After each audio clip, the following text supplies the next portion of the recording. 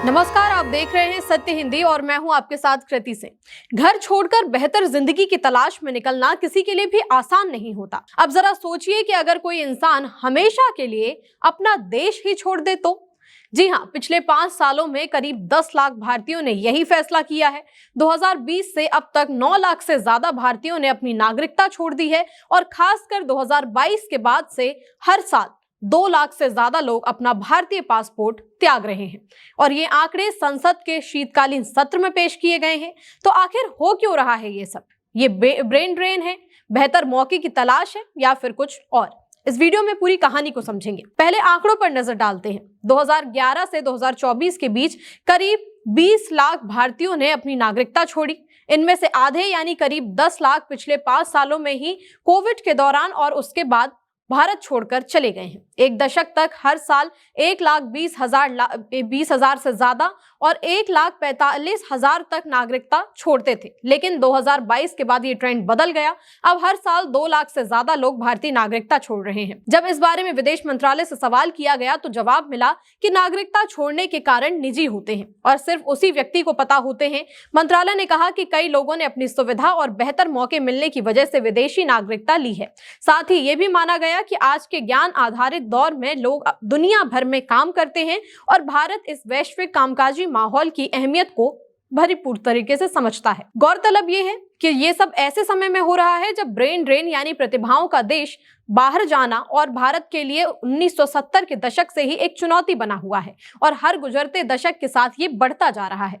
आपको बता दें कि पहले के दौर से अलग जब भारतीय या तो ब्रिटिश शासन के समय गिरमिटिया मजदूर बनकर यानी मजदूरी के लिए लिखित समझौते पर ही देश से बाहर जाते थे, या फिर 1970 के दशक के बाद डॉक्टर, इंजीनियर जैसे पढ़े लिखे पेशेवरों ने पलायन किया था। अब देश छोड़ने वालों में अमीर लोग ज्यादा शामिल है। पीएमओ के पूर्व मीडिया सलाहकार और प्रवक्ता संजय बारू ने अपनी किताब cessation of the successful the flight out of new India में लिखा है कि भारतीयों के विदेश जाने के 4 अलग अलग चरण रहे हैं और ये चौथा चरण है। ये अमीरों के बच्चों, हाई नेटवर्थ इंडिविजुअल्स और एलीट क्लास का पलायन है और ये सफल लोगों का अलग हो जाने जैसा है। ये पलायन अभी शुरुआती दौर में है, लेकिन इसके बावजूद ये काफी चर्चा में आ चुका है।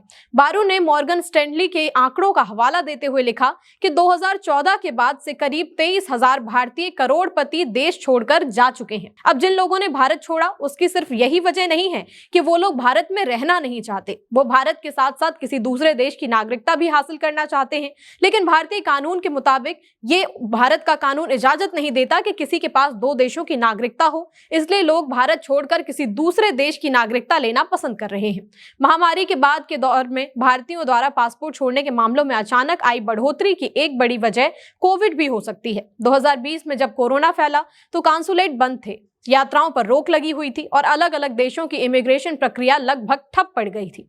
इसका सीधा असर यह हुआ कि नागरिकता छोड़ने वालों की संख्या, जो आमतौर पर औसतन 1,30,000 सालाना रहती थी, लगभग घटकर करीब 85,000 रह गई, जो पिछले एक दशक में सबसे कम थी। लेकिन जैसे ही सीमाएं दोबारा खुली, प्रोसेसिंग शुरू हुई और 2020 से अटकी हुई अर्जियां बड़ी संख्या में निपटाई गईं। इसी वजह से 2022 में यह आंकड़ा अचानक 2 लाख के पार चला गया।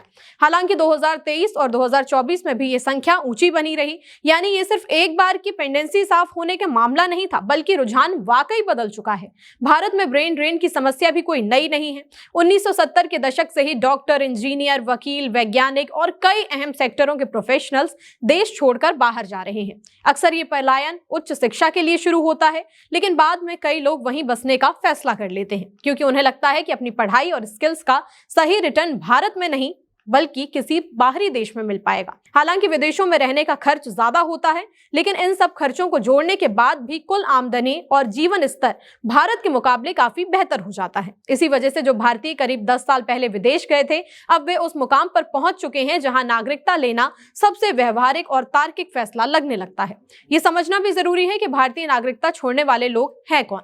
हालांकि सरकार पेशे के हिसाब से कभी भी आंकड़े जारी नहीं करती, लेकिन वैश्विक माइग्रेशन स्टडीज लगातार बताती हैं कि भारतीय दुनिया के सबसे बड़े स्किल्ड माइग्रेंट ग्रुप्स में से एक है।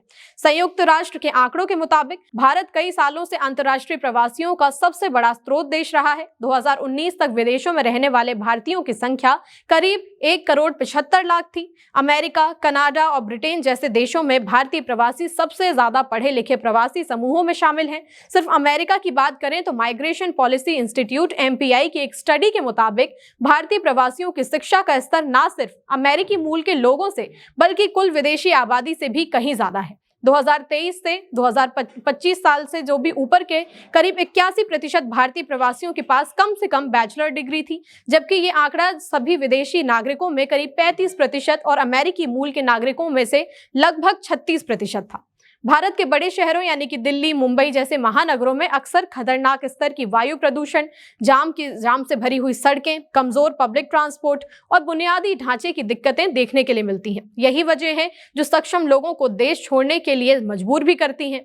बच्चों की पढ़ाई भी एक बड़ी वजह हो सकती है। आज कई माता पिता अपने बच्चों के लिए ऐसी शिक्षा चाहते हैं जो सिर्फ किताबी ना हो बल्कि critical thinking, extra curricular activities और ओवरऑल डेवलपमेंट पर जोर दे, जो कि अधिकांश भारतीय स्कूलों में अब भी कमजोर माना जाता है। इसके अलावा कई देशों में परमानेंट रेजिडेंसी और नागरिकता पाने के रास्ते ज्यादा साफ और कानूनी सुरक्षा मजबूत है और तो और गवर्नेंस ज्यादा स्थिर और अनुमानित मानी जाती है।